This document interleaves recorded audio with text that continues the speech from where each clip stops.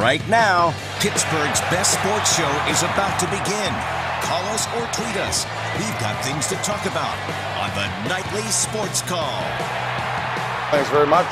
Good evening, everyone, and welcome to a Sunday night edition of the Allegheny Health Network Nightly Sports Call. We make your calls possible here. If you call 412-575-2600 on the Bordas and Bordas hotline.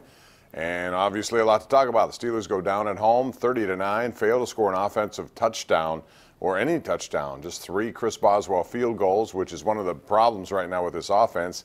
It is underachieved based on, the talent they have, certainly on paper anyway. Not putting the ball in the end zone enough. The red zone issues continue. And as a result, they lost a game that many of us thought they would win against Jacksonville. Although Jacksonville did what it had to do, I thought they played a very inspired game. They had more confidence as this game went along. Problem for me with game planning is ignore running against a team who was dead last, 32nd in the NFL, when it comes to defending the run. And that's what Jacksonville was coming into this game. They were very good against the pass, and yet the Steelers, in a close game, keep in mind it was 9-7, Pittsburgh led midway through the third quarter. So no need to abandon any runs. They just decided to pass the ball a lot more than run. And as a result, 55 passes. It was not a good day for Ben Roethlisberger. 5 interceptions, and they end up having 2 of those back for touchdowns. You know the result. 30-9 was that final score. It's been a really wild 5 weeks in the NFL. A lot of things that you didn't expect to see, you are seeing. New England having 2 home losses in their first 3 games. That's something very rare. We look at Buffalo winning 3 in a row, and then today losing to the Bengals.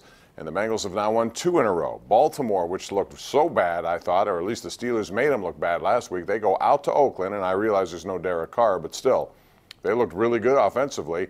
Joe Flacco going down the field to Mike Wallace a couple of times for some big plays, and they were much better in offense, especially in red zone offense today. So the Ravens respond. They're tied with the Steelers, although the Steelers technically still own the tiebreaker. And now you wonder what looks ahead. I reminded people today because, again, we're in the overreaction business here, that last year they had gone through 4 losses in a row. And I remember with Chris Hoke and I in our post-game shows, we were on the air taking all sorts of calls about firing everybody, trading everybody. It just doesn't happen that way. You have to deal with what you have to deal with. And there are times that you have to make changes. And last year they did. They lost 4 in a row. All of a sudden they won 9 in a row and went to the AFC Championship game. What I'm saying is the lessons are every team in the NFL has an up and a down. A lot more downs than ups, it seems, these days, and you have to respond to it. We'll see what they do. If you look around the league, you see the Giants at 0-5. A lot of people had the Giants getting to the postseason and potentially doing some damage in the postseason. Well, today the only damage they had was to their entire wide receiving core. Never have I watched a game where I saw 4 wide receivers leave the game and not return, including Odell Beckham, who looks like his season is done with a broken foot. So it's been a crazy ride for a lot of these teams. Dallas right now is struggling, no doubt. Philadelphia looks real good. Arizona looks real bad. You can go on and on down the list of surprises that you didn't expect to see. Bottom line is they have a chance now at Kansas City, which, by the way, is looking very good here tonight. Kansas City in action at Houston, and they're leading 23-7, although Houston is about to score. But the bottom line is Alex Smith is playing with a lot of confidence, and you'd have to include his name early season MVP candidates. And whether or not the Steelers can go to Kansas City, where they won last year, albeit with 6 field goals, and again, problems in the red zone, they're going to have to start scoring touchdowns in that situation, and they just have not done it. So going to be an interesting week, see how they respond to go to Kansas City, and then it's a home game to Cincinnati, and after that a trip to Detroit, which lost at home today to Carolina, which is surprisingly 4-1, at least surprisingly from the point that a lot of people didn't think they'd be 4-1 at this point of the season. So we'll take your calls about what we talked a lot about what happened today, and if you have a take on it, fine. I'd also like you to look ahead a little bit and tell me what you see next week and the 2 weeks after that, because the Steelers are going to be in a situation where they're 3 good teams, you would think. Cincinnati coming to Pittsburgh, they should win that game, but you thought they should have beaten Jacksonville. Maybe Chicago. Not many people thought that would be a loss, and it was. So it will be an interesting week in the NFL coming up. It always is, and that's why we love doing these kinds of shows.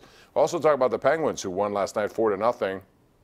In case you didn't get in last night, and talk about Ryan Reeves, who had a wonderful game, #1 star of the game, got a goal. He almost had the Gordie Howe hat trick. He had a fight, 2 fights, in fact. That should count for a Gordie Howe hat trick. He did not get an assist.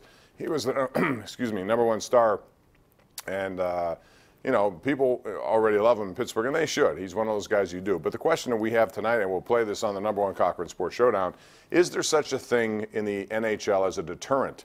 A lot of people believe that because Ryan Reeves is with the Penguins, that other teams will stop physically going after guys like Crosby and Malkin.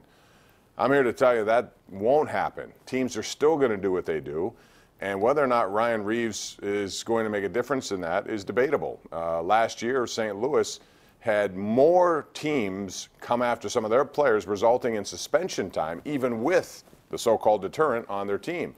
So Ryan Reeves can play some hockey. It was a lot to give up for a guy like that, but I think everyone in that locker room loves him, and he's got a great personality, and he also is going to dish out some physicality. So I think that's all good, but will he be a deterrent the way some people think? I think not. I think teams are still going to do what they got to do. Also, a lot of baseball going on today would open up that conversation as Boston staved off elimination 10-3. They got 10 straight against Houston, which had a 3-0 lead, so they're down 2-1. And tonight, it looks like Cleveland is going to lose to the Yankees. They're trailing 1-0 in the top of the ninth. Lots to get into. Your calls are next. It's 412-575-2600. Let us know what you think right here live on Pittsburgh CW.